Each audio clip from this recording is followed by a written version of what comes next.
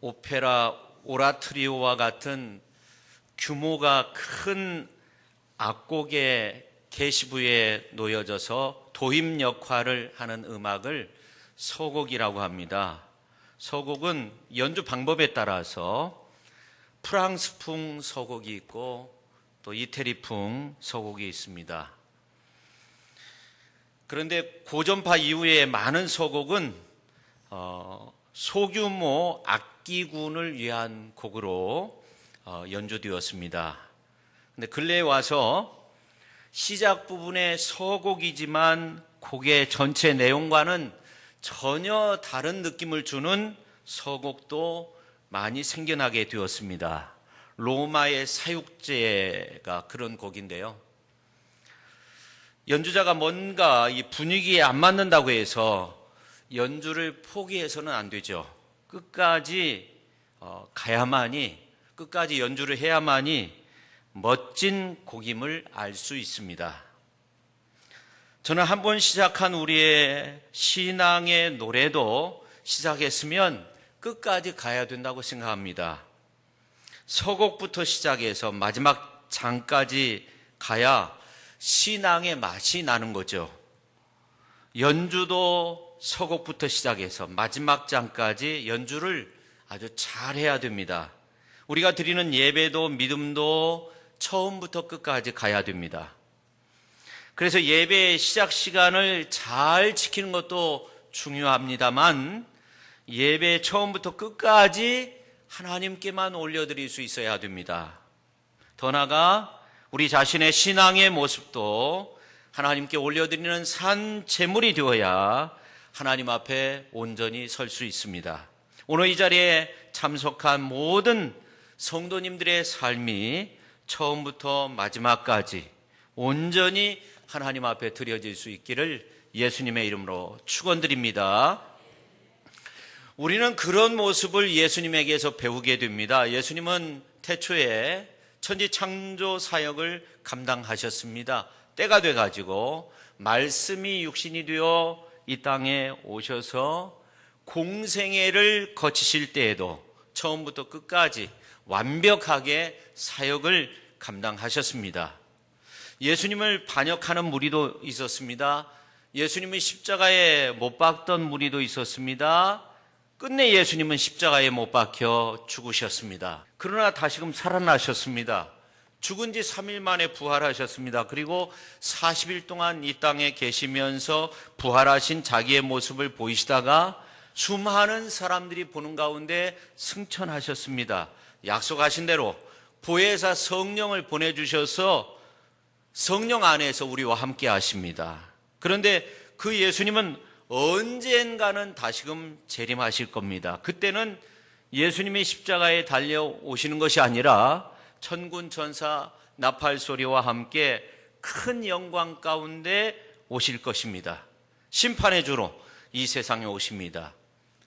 번개가 동에서 서로 번쩍이듯이 예수님이 다시 오실 때에는 큰 권능으로 오셔서 세상을 심판하십니다. 이렇게 예수님은 처음과 끝이 되셔서 세상을 주관하시는 분이 되십니다. 이렇게 예수님은 처음부터 끝까지 한결같은 모습으로 당신의 사역을 감당하셨습니다. 그런데 예수님이 십자가의 순환을 받기 위해 예루살렘 성에 입성하시는 모습을 보면 좀 특이합니다.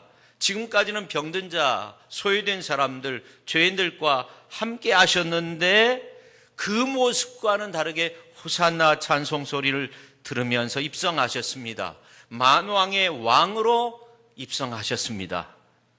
그래서 우리가 사순절 절기를 지킬 때 십자가를 생각하며 고뇌에 차한 모습으로 지내오다가 고난주일인 종려주일에는 가장 기쁘고 힘찬 찬송을 부르게 됩니다. 마치 예수님의 순환에 대한 아주 무거운 분위기에 오라토리오를 연주하고자 하는데 맨 처음 연주되는 서곡이 예수님의 순환과는 아주 다른 아주 경쾌한 곡이 연주되는 것과도 같죠. 그렇다고 예수님이 그 길을 돌아서거나 멈추지 않았습니다. 끝까지 가셨습니다. 예수님께서 어린 나귀를 타시고 예루살렘 성에 입성을 하실 때 수많은 사람들이 앞에서 가고 뒤에서 따르며 겉옷을 벗어가지고 길에 펴고 종려나무 가지를 흔들면서 호산나 찬송하리로다, 주의 이름으로 오시는 이여 찬송하리로다, 오는 우리 조상 다윗의 나라여 가장 높은 곳에서 호산나 하면서 환호성을 울렸습니다. 그런데 종려주일은 고난주간이 시작되는 고난주일입니다. 예수님은 주로 갈릴리에서 활동하셨습니다. 그곳에서 천국복음 전하시고 약한 자 강하게 하시고 병든 자 고쳐주시고 죽은 자 살려주시고 가르치시는 사역을 감당하셨습니다. 그러다가 때가 돼가지고 예루살렘 성에 입성하셨고 그때부터 본격적으로 고난의 길을 가셔야 했습니다.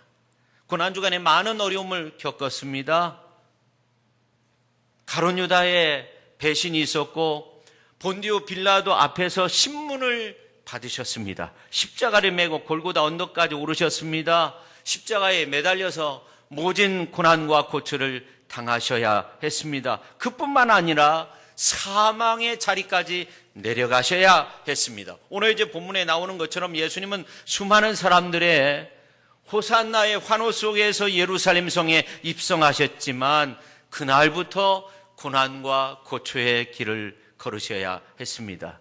그래서 오늘은 종려주일이면서 고난주일입니다. 그런데 우리가 예수님이 호산나의 환호 속에서 예루살렘 성에 입성하신 날을 기념하며 종려주일을 지키는 것은 큰 의미가 있습니다.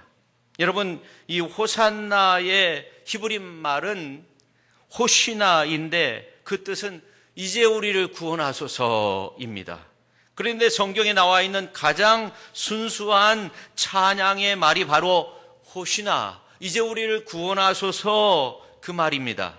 이는 마치 천군 천사들이 아기 예수님 탄생하신 그날에 지극히 높은 곳에서는 하나님께 영광이요 땅에서는 기뻐하심을 입은 사람들 중에 평화로다라고 하나님의 구원의 의지를 온 세상 만방에 선포하는 것과도 같습니다. 아마 종려나무 가지를 꺾어들고 모여든 군중들이 호산나를 외칠 때도 똑같은 심정이었을 겁니다.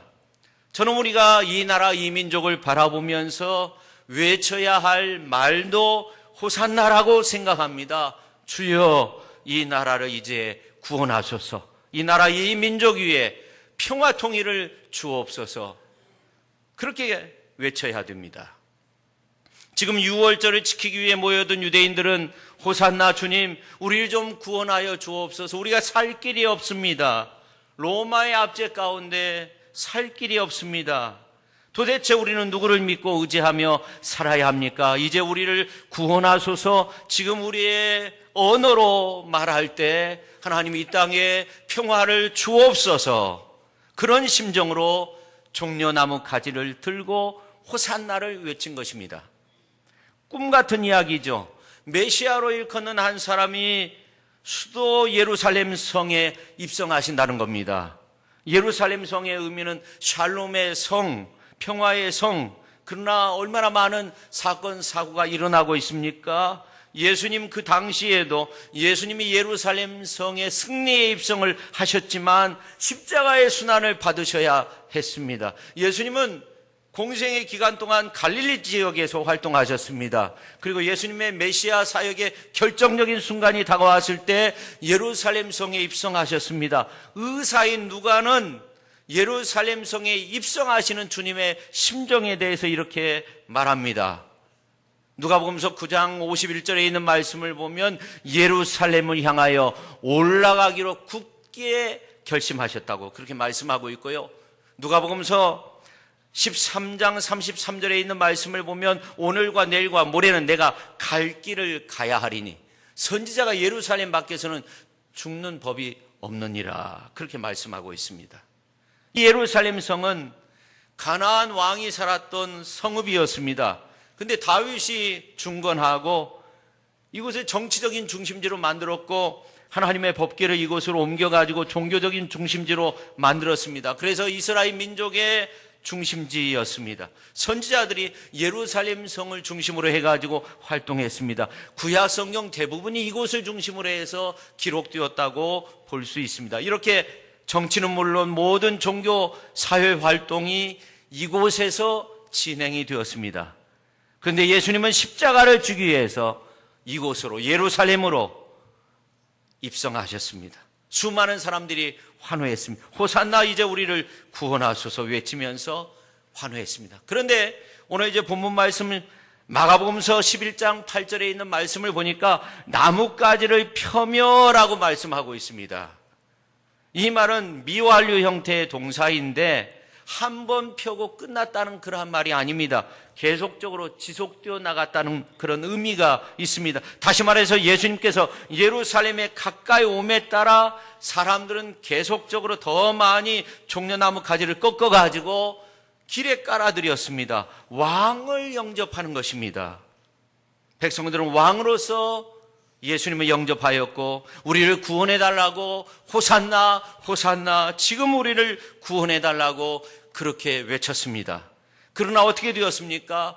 5일이 채 지나지 않았음에도 불구하고 자신들의 요구가 수용되지 않자 돌변해서 예수님을 십자가에 못 박으라고 그렇게 외쳤습니다.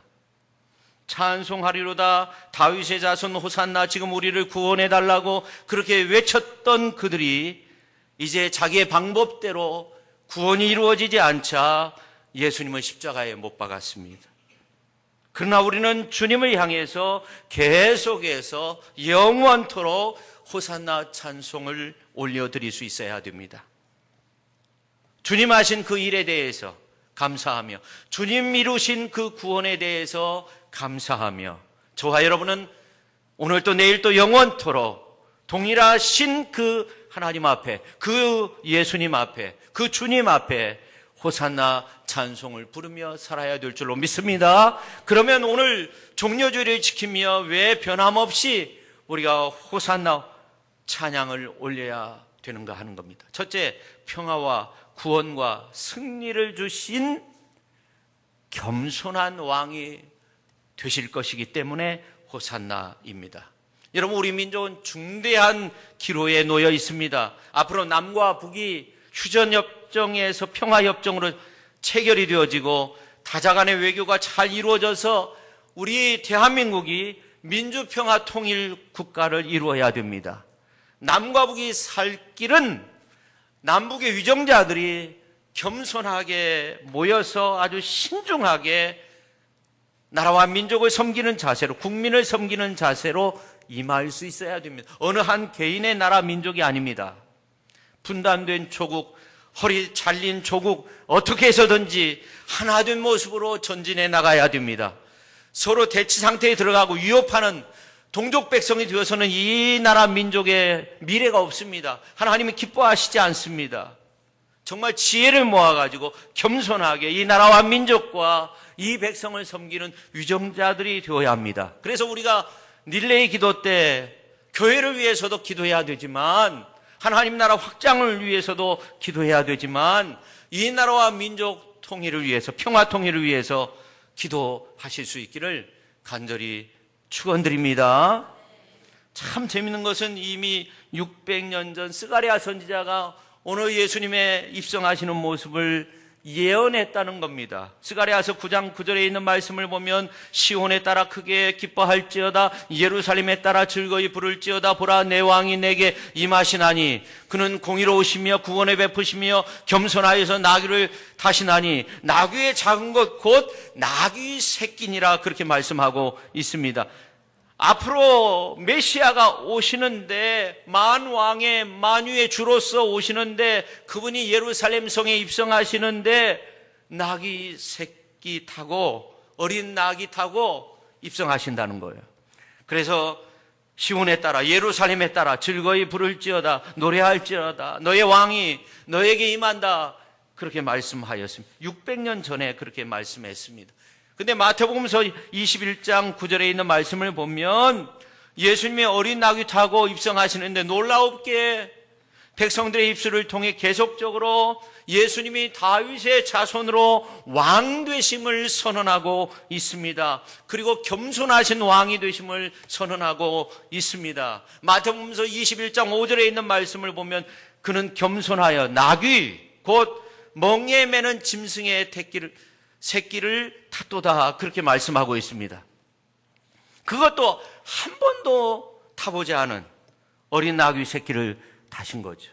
예수님은 커다란 마차를 타신 것이 아니에요. 아주 어린 나귀를 탄 거예요. 겸손하신 주님의 모습이죠. 이렇게 평화의 왕으로 오신 예수님은 겸손하여 어린 나귀 타고 예루살렘 성에 입성하셔서 우리를 위해서 십자가를 지시고 물과 피를 다 흘려주셨어요. 살이 찢기셨어요. 고난받으셨어요. 경호원도 없었어요. 부귀, 권세, 명예, 권력, 총성도 없었어요. 어떤 위용의 상징도 없었어요. 한 번도 멍에를 메어보지 못한 나귀를 타고 예루살렘 성으로 입성하셨어요. 근데 입성하신 주님은 우리에게 진정한 평화, 우리에게 진정한 구원, 이 땅의 진정한 평화, 우리가 디딛고 서 있는 이 땅의 진정한 평화와 구원과 우리에게 승리를 주실 줄로 믿습니다. 그래서 우리는 언제나 영원토록 어떻게 해야 됩니까? 호산나, 호시나 그 찬양을 부르면서 살아야 됩니다. 그 다음에 두 번째, 주가 쓰시겠다 하시니 호산나 찬송합니다. 자, 예수님께서 예루살렘 성으로 들어오실 때 감람산 어귀에서 제자들을 보내시면서 맞은편 마을로 가라. 그리로 들어가면 아직 아무도 타보지 않은 나귀 새끼가 매어 있는 것을 보리니 풀어 끌고 오너라. 그렇게 말씀하십니다. 그리고 누가 너에게 왜 이렇게 하느냐 하면 주가 쓰시겠다 하라. 그래서 마가복음서 11장 6절 이하에 있는 말씀을 보면은 제자들이 예수님이 말씀하신 대로 그대로 말을 해요. 누군가 왜 그러느냐 물었을 때 주가 쓰시겠다 그렇게 말합니다. 여기서 주가 쓰시겠다, 이 주라는 말은 그것의 주라는 말입니다. 나귀의 주가 되신다는 그런 말입니다. 헬라어로 보면 그렇습니다.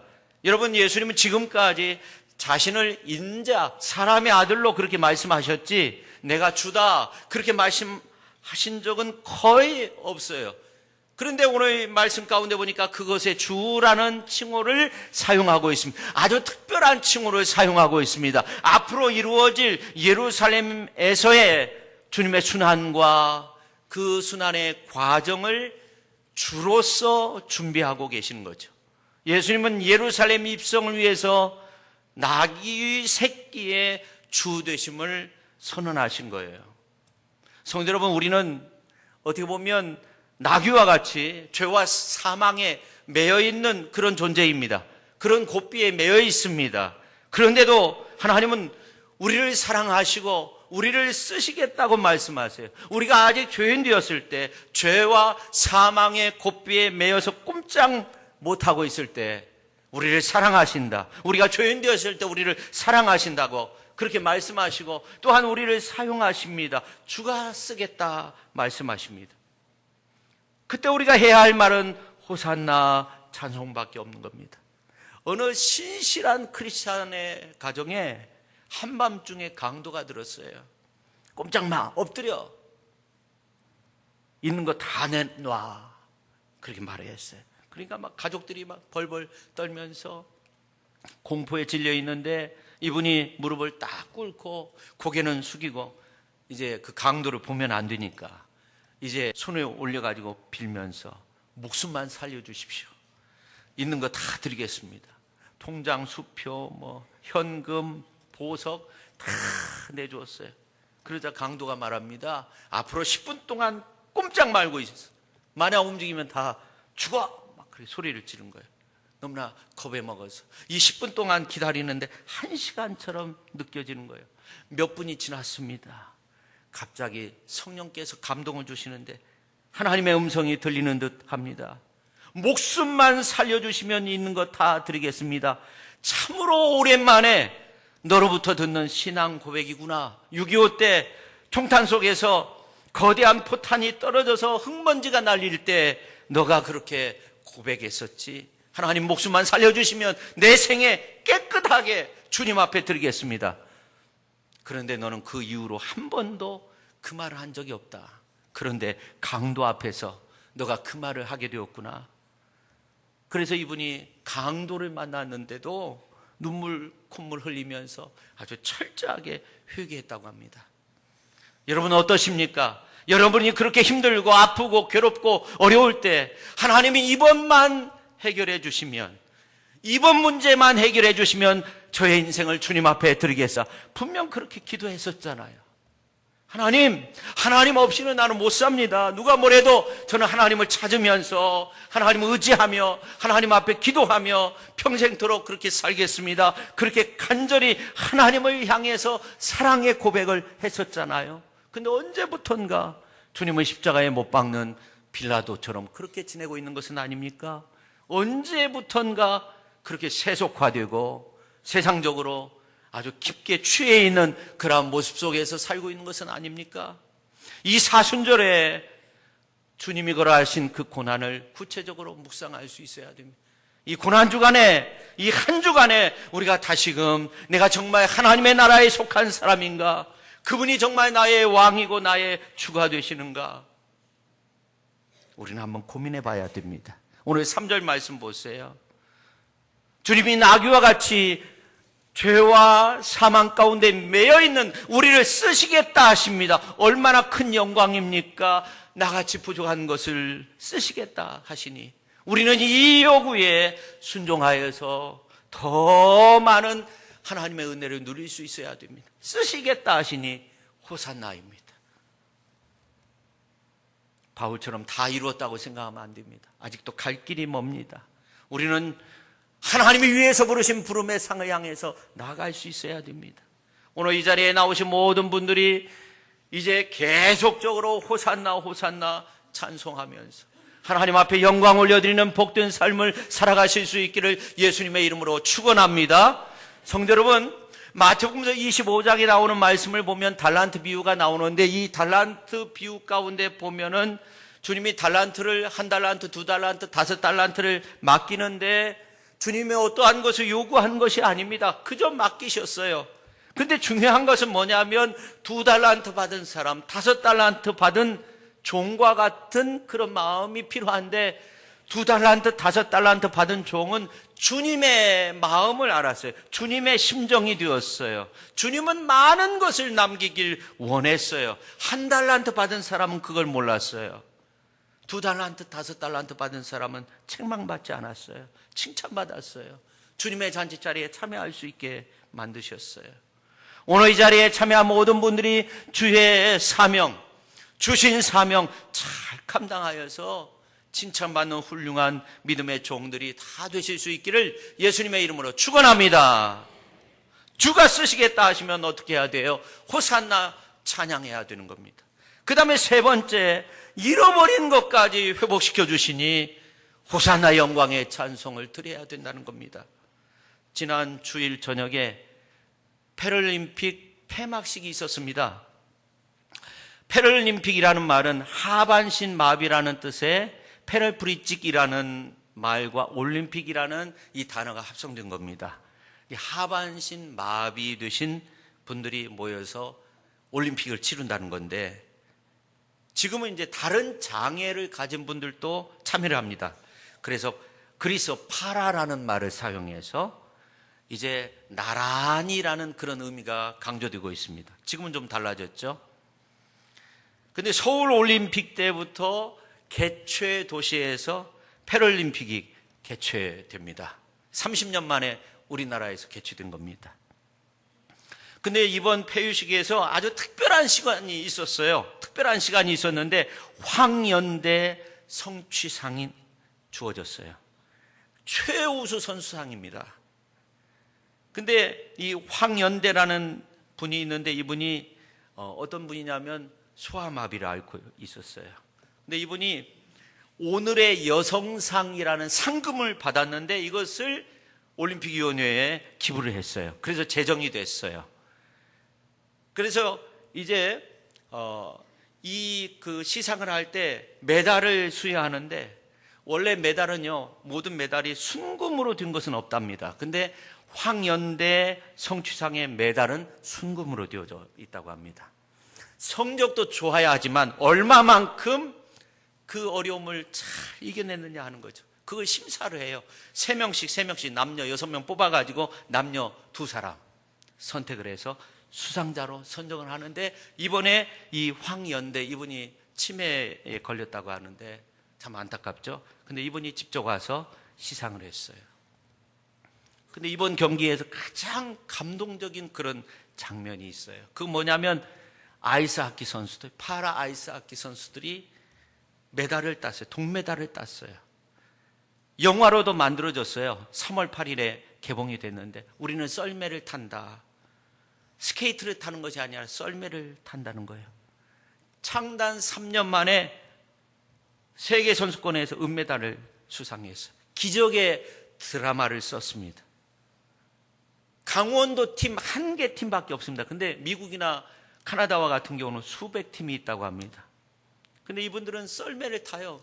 그래서 썰매를 타기 위해서 스틱 한쪽에는 톱니 모양의 픽이 있고 다른 쪽 끝에는 이제 블레이드가 달려 있어가지고 경기를 하게 만드는 거죠.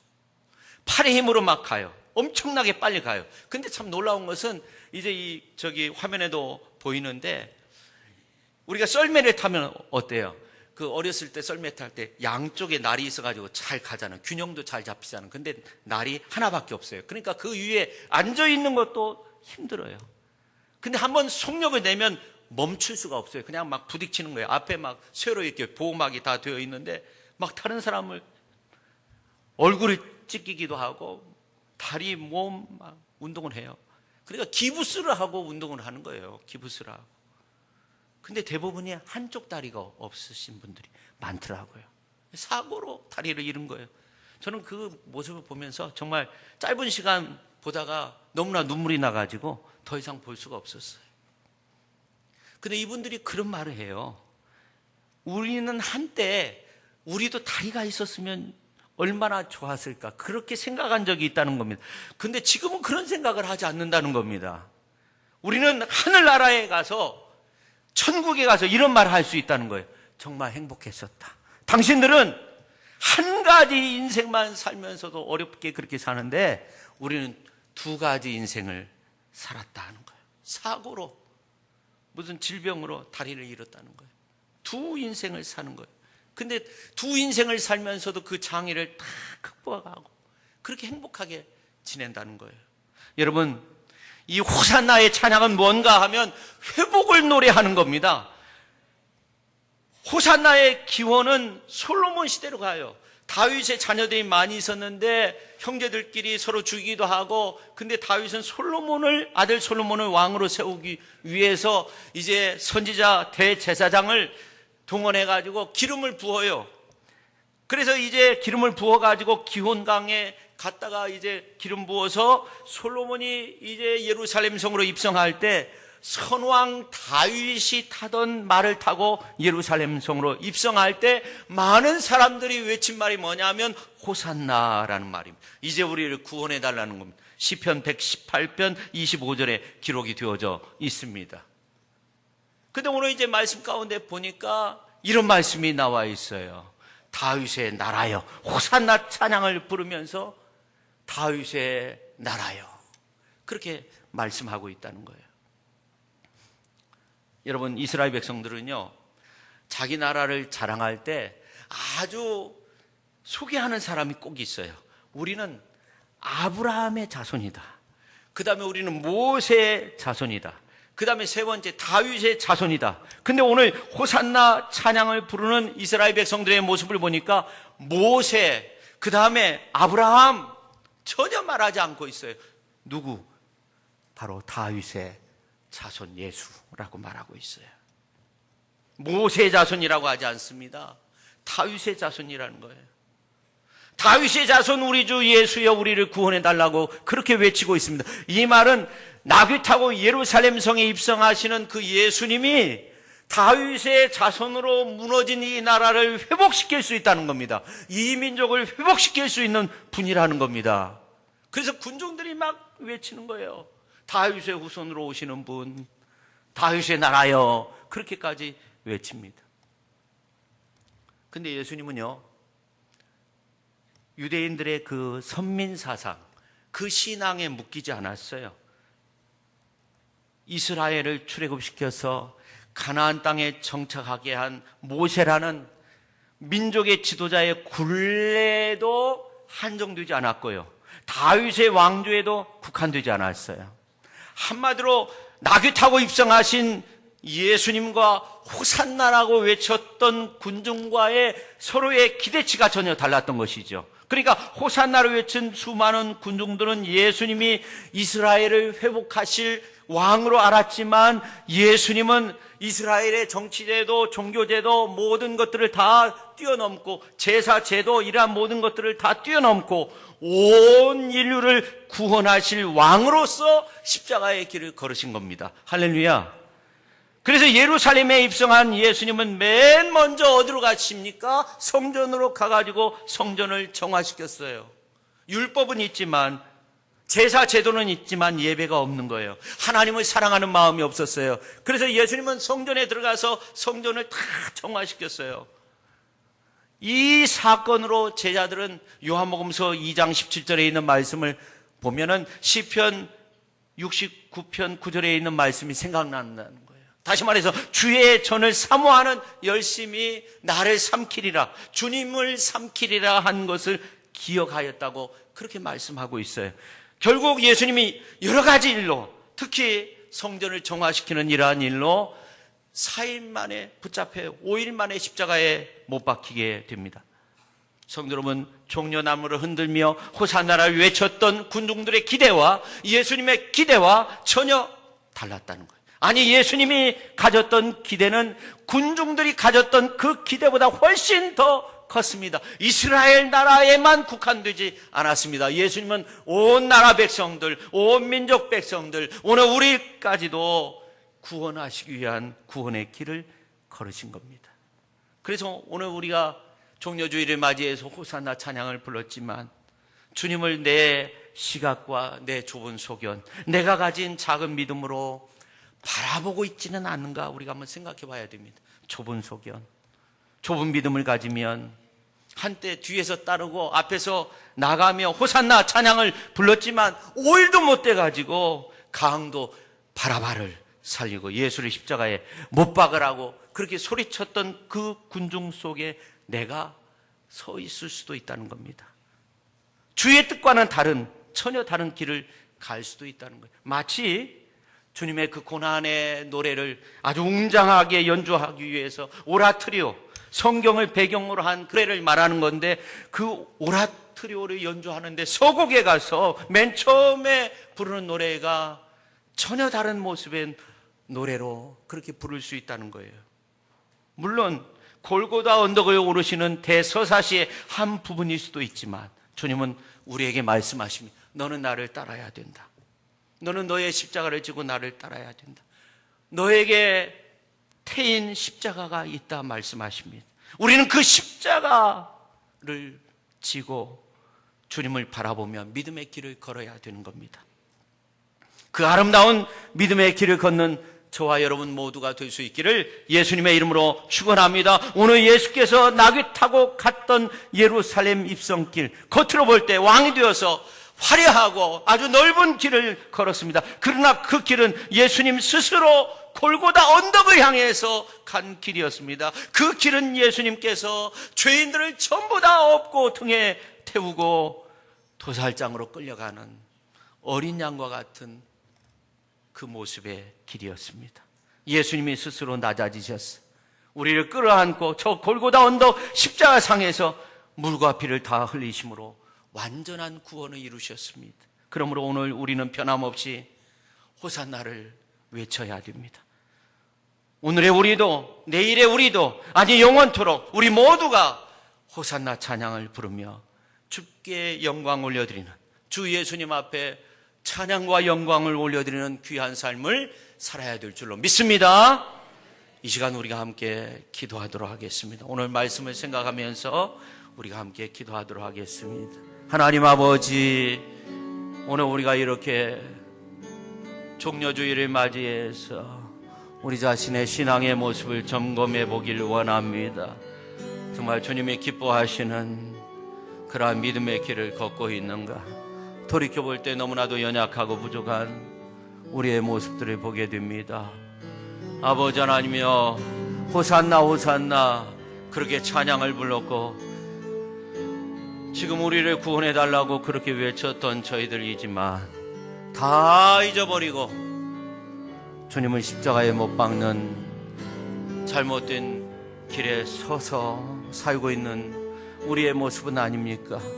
주님, 언제나 영원토록 호산나 찬양 올려드리며 주 앞에 영광 올려드릴 수 있는 저희들 되게 하여 주시고 저희들의 삶의 모습이 될 수 있도록 저희들의 가정과 온 가족 식구들, 주님의 몸된 교회와 모든 교회 공동체가 될 수 있도록 하나님 함께하여 주옵소서. 하나님 아버지 감사드립니다. 오늘 종려주의를 맞이해서 호산나 찬양 불렀던 유대인들의 모습을 보며 우리의 신앙을 점검해 볼 수 있게 하여 주시니 감사드립니다. 우리가 호산나 찬양을 부르며 지냈던 적이 있었지만 오늘 우리의 모습을 보면 이제 그 모습과는 거리가 멀게 지내는 우리의 모습은 아닙니까? 이 고난주간 보내면서 다시금 하나님 앞에 기도하게 하시고 우리의 신앙의 모습을 점검하여서 언제나 영원토록 호산나 찬양을 부르며 살아갈 수 있는 저희들의 모습이 되게 하여 주옵소서. 예수님의 이름으로 기도하옵나이다. 아멘.